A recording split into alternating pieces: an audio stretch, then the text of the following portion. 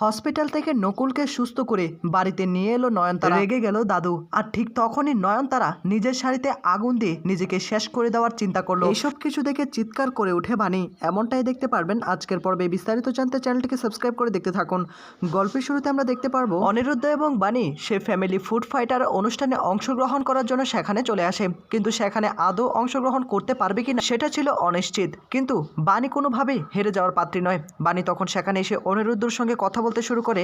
অনিরুদ্ধ তখন বলে, এখানে তুমি কোনোভাবে পার্টিসিপেট করতে পারবে না। বাণী, এখানে বড় বড় লোকেরা এসে পার্টিসিপেট করবে আর রান্না বান্না খুব ভালো হতে হবে, এখানে তুমি কোনো কিছুই করতে পারবে না। তাই আমি বলছিলাম কি, চলো এখান থেকে চলে যাই। এদিকে বাণী তখন অনিরুদ্ধর দিকে তাকিয়ে বলে, না মিস্টার চ্যাটার্জি, এত সহজে আমি হার মানব না। আপনি তো বলেছেন সব কিছু সম্ভব যদি আপনি আমার পাশে থাকেন। দেখুন, এত বড় সুযোগ যেহেতু আমরা পেয়েছি, তাই কোনোভাবে আমি সেটা হাতছাড়া করতে চাই না। আমি চেষ্টা করতে পারি।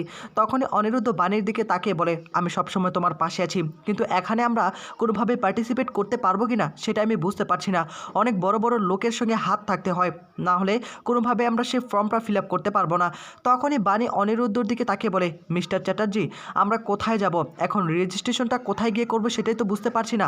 অনিরুদ্ধ তখন বাণীর দিকে তাকিয়ে থাকে। বাণীর দিকে তাকিয়ে থেকে বলে, আমিও তো ঠিক বুঝতে পারছি না কোথায় গেলে রেজিস্ট্রেশন করা যাবে। ঠিক সেই মুহূর্তে সেখানে এক মহিলা চলে আসে। মহিলাকে জিজ্ঞাসা করা হয় যে আমরা কোথায় গেলে রেজিস্ট্রেশন ফর্মটা পূরণ করতে পারবো, কিন্তু সে মহিলা কোনো কথা না বলে সেখান থেকে চলে যায়। অনিরুদ্ধ বাণীর দিকে তাকিয়ে বলে, দেখতে পেলে তো বাণী, আমাদের কথার কোনো দামই দিল না। আর এতে করে বোঝা যায় যে আমাদেরকে কোনোভাবেই এর মধ্যে পার্টিসিপেট করতে তারা দিবে না। আগে থেকে যারা বড় লোক তারাই শুধু পার্টিসিপেট করতে পারবে। কিছুক্ষণ পরই দেখা যাবে বাণী আর কোনো কথা না বলে ফ্যামিলি ফুড ফাইটারের সেখানে চলে যায়, অর্থাৎ কাউন্টারে চলে যায়। এদিকে বাণী এসে তাদের কাছে রেজিস্ট্রেশন ফর্ম চায় যে আমরাও পার্টিসিপেট করতে চাই। তখনই তার সঙ্গে মজা শুরু করে দেয়। আপনি কি জানেন ফ্যামিলি ফুড ফাইটার মানে কি? আপনি আবার এখানে কি রান্না করবেন? আপনাকে দেখে তো সেটা মনে হচ্ছে না। আপনি বাড়িতে যান, বাড়িতে গিয়ে মুড়ি ঘন্ট রান্না করুন, এখানে আপনি কোনো কিছুই রান্না করতে পারবেন না। এ কথাগুলো শোনার পর সেখানে অনিরুদ্ধ এসে ভীষণ রকম রাখতে শুরু করে। আর তখনই বাণীকে বলে, চলো বাণী, এখানে আমাদেরকে অসম্মান করা হবে। আমি চাই না এখানে তুমি দাঁড়িয়ে দাঁড়িয়ে অসম্মানিত হও। আমরা কোনোভাবেই এর মধ্যে পার্টিসিপেট করতে পারবো না। তারা আমাদেরকে এখানে কোনোভাবেই সুযোগ দিবে না, তুমি যতই রান্না করতে পারো না কেন। এ কথাগুলো শোনার পর তখনই সেখানে থাকা লোকগুলো বলে ওঠে, দেখুন মশাই, এখানে যে কেউ চাইলে পার্টিসিপেট করতে পারে, কিন্তু আপনাদেরকে দেখে সেটা আমাদের মনে হচ্ছে না যে আপনারা ফ্যামিলি ফুড ফাইটারের। অনিরুদ্ধ তখন বলে, আপনি বাইরে থেকে মানুষকে জাজ করতে পারেন না। আপনি কি জানেন আমরা বাড়িতে কত রান্নাবান্না করতে পারি? আর যার সঙ্গে এভাবে কথা বলছে, সে একটি খাবারের দোকান চালায়। আপনি কি জানেন সে ইন্টারনেটে কতটা ভাইরাল আর সে কি কি রান্না করতে পারে সেটা আপনি নামও জানেন না। একথা শোনার পর তখনই সেখানে থাকা বিচারকগুলো বলে ওঠে, দেখুন মশাই, এত কথা আমাদের জানার দরকার নেই।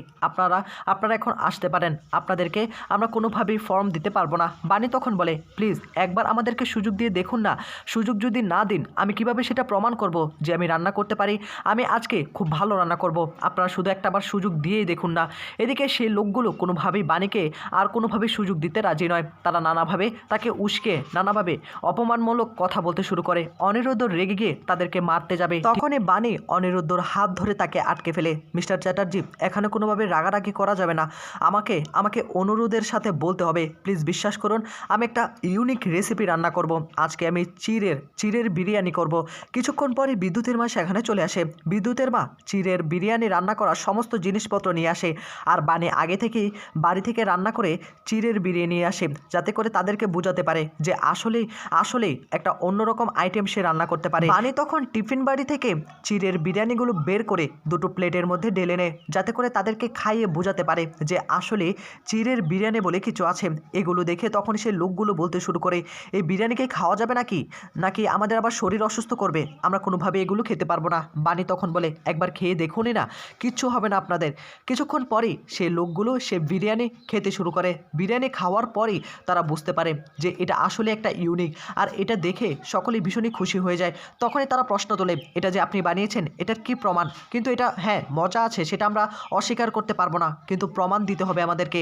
তখনই বাণী বলে, প্রমাণ লাগবে তো আমি প্রমাণ দিচ্ছি। বাড়ি থেকে আগে ইলেকট্রনিক চুলা নিয়ে আসে আর তখনই রান্না বসিয়ে দেয়। সেখানে একদম লাইভ কিচেনে রান্না করতে শুরু করে বাণী নিজের হাতে সব কিছু দেখিয়ে রান্না করতে শুরু করে চিড়ের বিরিয়ানি। আর সেটা প্রমাণ করে দিবে যে আসলে বাণী অন্যরকম স্বাদের একটা রান্না করতে পারে। রান্না করা শেষ, বাণী তখন সেগুলো আবারও একটা প্লেটে দুটো প্লেটে করে সার্ভ করে নেয়, আবারও তাদেরকে খেতে দেয়। এবার অন্তত টেস্ট করে বলুন যে দুটোর টেস্ট কি একই নাকি। তখনই সে লোকগুলো লোকগুলো বলে, আসলেই যে চিড়ে দিয়ে বিরিয়ানি হয় আমরা এই প্রথমবার দেখলাম। এক্সট্রিমলি সরি, আপনার সঙ্গে আমরা দুর্ব্যবহার করে ফেলেছি। আপনি পার্টিসিপেট করতে পারেন, আপনাকে ফর্ম দেওয়া হবে। এই বলে তখন বাণীকে ফর্মটা দিয়ে দেয়। বাণী তখন বলে, আপনাদেরকে আগেই বলেছিলাম, আমি জানতাম আপনাদেরকে প্রমাণ না দিলে হয়তো বা আপনারা বিশ্বাস করবেন না, সেজন্য আমাকে প্রমাণ দিতে হয়েছে। দেখুন, মানুষের বাইরের সব কিছু দেখে জাজ করবেন না, ভিতরে অনেক কিছু আছে। হ্যাঁ, আমি হয়তো বা পড়াশোনা করিনি ঠিকঠাক মতো, কিন্তু রান্নাটা অ্যাটলিস্ট আমি ভালো করে করতে পারি, সেটা কোনোভাবেই আমি হাতছাড়া করতে চাই না। সেই লোকগুলো তখন বাণীর দিকে তাকিয়ে তার কাছে ক্ষমা চায়, আর অনিরুদ্ধ বাণীর দিকে তাকিয়ে বলে, আমি তো জানতামই না, আর তুমি এত কিছু কি করে জানলে? তুমি আগে থেকে খাবার রান্না করে নিয়ে আসলে, এটা তো আমি কখনো ভাবিনি। তখনই বাণী বলে, জীবন থেকে আমি শিক্ষা নিয়ে ফেলেছি। আমি আগে থেকে জানতাম হয়তোবা তারা খাবার টেস্ট না করে আমাকে কোনোভাবে এর মধ্যে অংশগ্রহণ করতে দেবে না।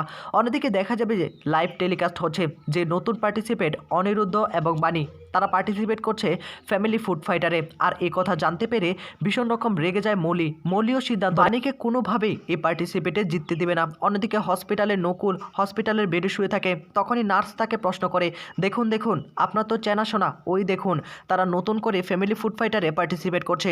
অন্যদিকে মলি চিৎকার করতে করতে ঈশানীর কাছে আসে, মম ড্যাড তোমরা কোথায়? আমি সিদ্ধান্ত নিয়ে ফেলেছি, এখন কিন্তু একটা বড় ধরনের অনুষ্ঠান হচ্ছে ফ্যামিলি ফুড ফাইটার, আর তুমি কিন্তু সেখানে পার্টিসিপেট করবে। আমি সিদ্ধান্ত নিয়ে ফেলেছি। বাট মম, তুমি কিন্তু অনেক ভালো রান্না করতে পারো, আর আমি জানি আমরা সেখানে গেলে অবশ্যই জিতবো। তুমি যে এত ভালো রান্না করতে পারো, সে প্রতিভা অবশ্যই তোমাকে দেখাতে হবে। ঈশানে তখন বলে, এসব তুমি কি বলছো? আমি কোনোভাবে এর মধ্যে পার্টিসিপেট করতে পারবো না। আর বাড়িতে রান্না করা আর ওইখানে গিয়ে রান্না করা এক নাকি? কিছুক্ষণ পরেই নয়নতারা সেখানে এসে বলে, কি হয়েছে দিদিভাই? তখনই আবার মলি বলে ওঠে, গ্র্যান্ডমামি জানো কি হয়েছে? একটা অনুষ্ঠান হচ্ছে আর সেখানে আমরা পার্টিসিপেট করব। কিছুক্ষণ পরই আবার সেখানে পিনাকি এসে বলে, আমার কিছু প্রশ্নের উত্তর দাও। সেদিন ঘটনাস্থলে তুমি কি করছিলে একই জায়গার মধ্যে? তোমার সব কিছু আমার সন্দেহজনক বলে মনে হচ্ছে। ঈশানীও তখন একই প্রশ্ন বলে, মলি ইদানিং তোমার আচার আচরণ, তুমি আলাদা করে নকুলদার সঙ্গে কথা বলছো, সব কিছু আমাদেরকে ভাবাচ্ছে। কি করতে চাচ্ছ তুমি? আমাদের কাছ থেকে কি কোনো কিছু লুকানোর চেষ্টা করছো? দেখো, তুমি কিন্তু আমাদের একমাত্র মেয়ে, আমি চাই না কোনো বড় ধরনের বিপদে তুমি পড়ো বা তুমি কোনো ক্রাইমে নিজেকে জড়িয়ে ফেলো। তাই তোমাকে বলছি, সত্যিটা সবসময় স্বীকার করে নেবে, তুমি বলো। এদিকে তখনই মলি নেকা কান্না করে এবং তখনই ঈশানীকে বলে, মম আমি তোমার কাছ থেকে কোনোদিন কোনো কিছু লুকাবো না। আর তোমার মেয়ে কি এমন কোনো কাজ করতে পারে? তোমার থেকে তো শিক্ষা পেয়েছে, তোমার মেয়ে এমন কোনো কাজ করতে পারে না। এই কথাগুলো শোনার পর নয়নতারা বলে, দিদিভাই অনেক তো কথা বলা শিখে গিয়েছো, নিজেকে এখন ডিফেন্ড করাও শিখে গিয়েছো। এদিকে মলি আগে থেকে একটা শপিং মল থেকে অনেকগুলো শাড়ি অর্ডার দেয় তার মায়ের জন্য, যেটা পছন্দ হবে সেটাই নিয়ে নেবে। তখনই মলি তার মাকে বলে, মম এই শাড়িগুলো থেকে একটা শাড়ি পছন্দ করো, আমি তোমার জন্য গিফট করব। ঈশানী বলে, এগুলোর কি দরকার ছিল? এগুলোর কোনো দরকার ছিল না, শুধু। তখনই আবার মলি বলে, না তোমাকে আজকে চয়েস করতেই হবে, আমি নিজে পছন্দ করি তোমাকে দিব নাকি? ঈশানী বলে, আচ্ছা ঠিক আছে।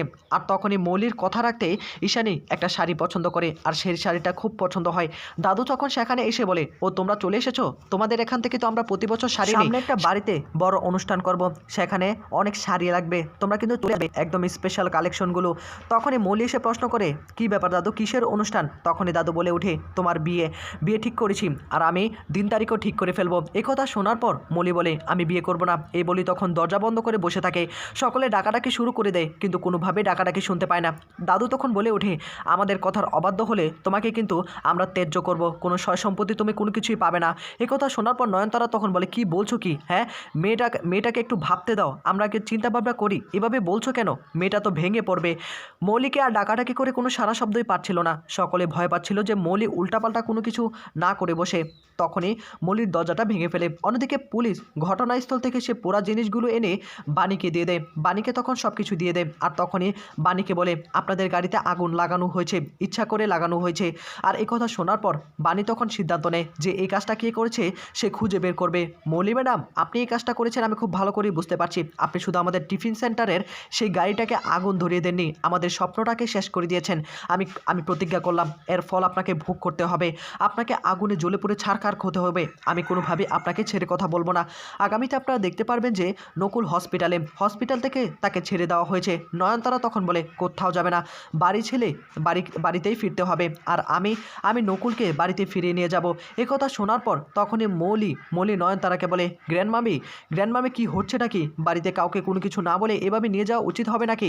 তখনই নয়নতারা বলে, আমি কারো কোনো কথা শুনতে চাই না, আমি আমার ছেলেকে বাড়িতে ফিরিয়ে নিয়ে যাব। বাড়িতে ফিরিয়ে আনলে দাদু কোনোভাবে এইসব কিছু মানতে পারে না। তো বন্ধুরা, এই ছিল আপডেট। নেক্সট আপডেট পেতে সাবস্ক্রাইব করে সাথে থাকুন।